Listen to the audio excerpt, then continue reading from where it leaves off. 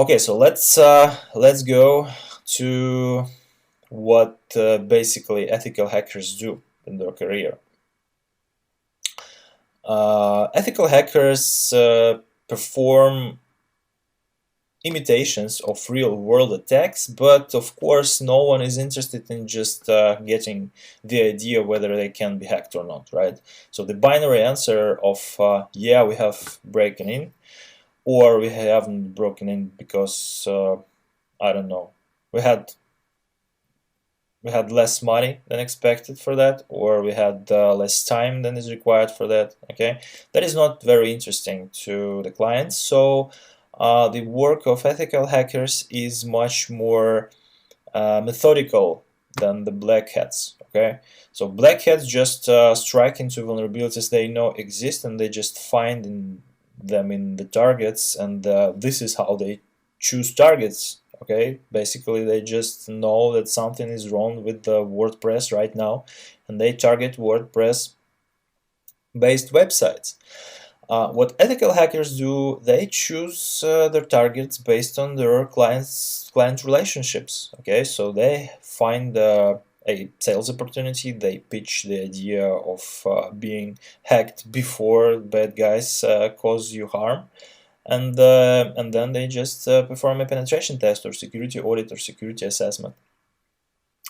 And they do that according to a certain methodology, because being methodical is very important in two aspects. First of all, everything you do should be repeatable. Okay, so the clients should have at least a theoretical ability to reproduce your actions.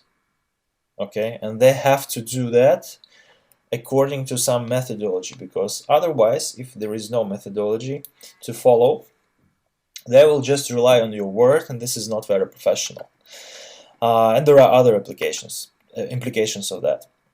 And the second thing is that there is different level of technical skill and experience in the industry. So using methodology basically lets us transfer a lot of work downstream in this skill tree, okay, from more experienced guys to less experienced guys, in order to uh, uh, give them incentive to do more different job, to do more difficult job, and in this way progress and get experience and become those more experienced guys.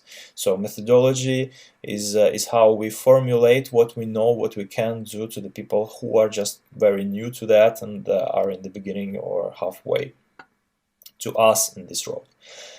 What is the difference between security audit, security assessment, and penetration test? These are just different things we can do about a system in order to assess its security level. Okay, but that's very important to understand that security audit, just based on the definition of a word audit, is not a pen test or assessment. It's a very specific thing that is related to the previous history. So every time we use this word audit, we mean that we review previous history. We review some period of time and we make conclusions, not just assumptions. We make specific conclusions that are proven by the evidence that we collect, that something was going on for a period of time. For example, we have a control, authentication control, access control, right? And we review the access logs and we conclude that this control was active continuously during last year and was effective, and no one was going in other than using this access control mechanism. Yeah. What is security assessment? That's a different thing, simpler one actually. That's just understanding what's going on right now, so taking a snapshot in time and assessing the posture of a system. Yeah, so in this way, for example, auditing is different from PCI DSS, like security assessment. Yeah, so QSAs are called that for a reason. They are not auditors, they are qualified security assessors who are going in and seeing things and making conclusions about what's going on right now. They are not very much interested in what was going on before they came in, right? They are interested in what's going on right now, and for that, just for example, as part of the job, they verify whether penetration tests took place regularly. Okay, so they want to know whether right now there is a progress on a previously issued penetration test report. So you just have to show it to them, and they just see what's the results. But they are not interested whether everything is fixed. You have to be. It has to be a work in progress right now. Okay, so what is penetration test? It's a test, first of all. So it's something very interactive. We are issuing signals and seeing how systems or people are reacting to them. Okay, so that's very much as testing anything, just producing some impulses and assessing and observing the results. So we are interacting with an object, with the target, in order to understand how it reacts to different types of attacks. We generate these attacks and we understand how system reacts to it. So if the reaction is appropriate, we conclude that the security posture is okay. If the reaction is not appropriate, is lower than expected, we conclude that there is a security issue, we dig deeper, we understand what's the vulnerability, and create a recommendation on how to remove it or how to make things more secure after we go away. So penetration test is interactively testing the system in terms of resilience and resistance to security threats / attacks. Okay. What is assessment scope? This is something very general, and it relates to any type of security assessment, right? Including penetration tests and security audits. This is some boundaries in time-space that define what is going to be assessed.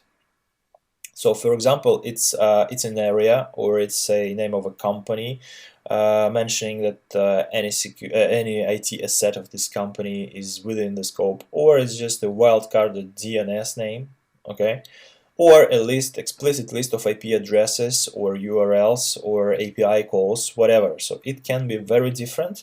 It can be broad, it can be narrow. The broader it is, the more high quality results ethical hackers can produce when they assess that scope.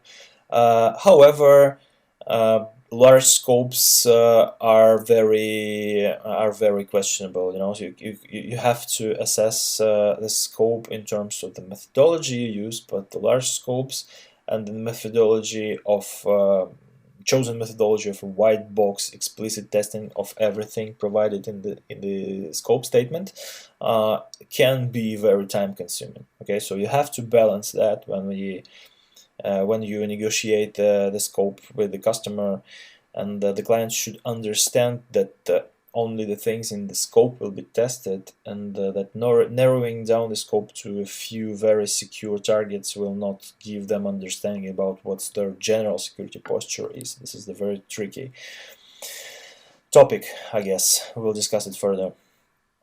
And what's the matter of the chosen methodology? Okay, so as this manner of coloring of painting hats in different colors shows you, security professionals like to paint, and different methodologies normally fall down into one of three categories. That's either black box testing or white box testing, or something in between called gray box testing. Yeah, I'm not a big fan of coloring these boxes, but still we have to use some terminology, and however we cannot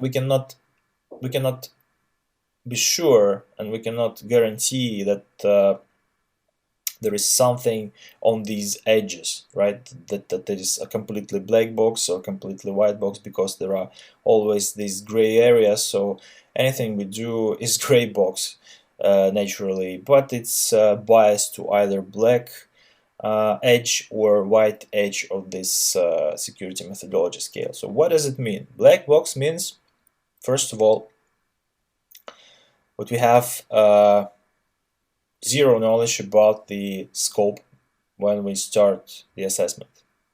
This does not mean that we physically, right, have zero knowledge about that, but this implies that we will use a methodology with this premise, right, with this perception of zero knowledge about the scope. We will act such as in a manner that implies that we don't have any knowledge. So we will have to go through all the reconnaissance stages, starting from zero knowledge, and show that, yeah, the data that we are using further in the assessment was obtained from the zero level, from the zero knowledge about the scope. This is very important in order to show the business risk, because if you just know something, we have to show that other people, that black hat hackers, can know that as well after some time Googling or doing other type of open source intelligence. Okay. White box, on the other hand, is completely different thing. It means that we do not spend time on reconnaissance at all. We have unlimited knowledge about the scope from the very beginning. This normally implies the interactive, our ability to interact with any personnel involved in security operations. Yeah, so any developer, any DevOps engineer, anyone who can be reached and asked about different things about the scope will be reached and asked. Okay, so this is another extreme point. This is not possible normally, because for example, when we have white box testing, we mean that we can access the source code of any application. That is not normally possible due to some software products are off the shelf ones, and source code is not readily available. So yeah, we fall somewhere in between. We have some sort of a black box when we just explicitly define the scope, and we don't have any information about what's the operating system that's running on this specific host by this IP address, but we know the IP address or domain name. Okay, or we have a domain and we have to dig into it and retrieve all the hosts that belong to this domain and all the networks that they are in, and then we can scan these networks to identify additional hosts and verify whether they belong to the same company and so on. So yeah, this is quite tricky, but just to sum it up, we have different type of assessments, and we have different type of methodologies that can differ from black box through gray box to white box.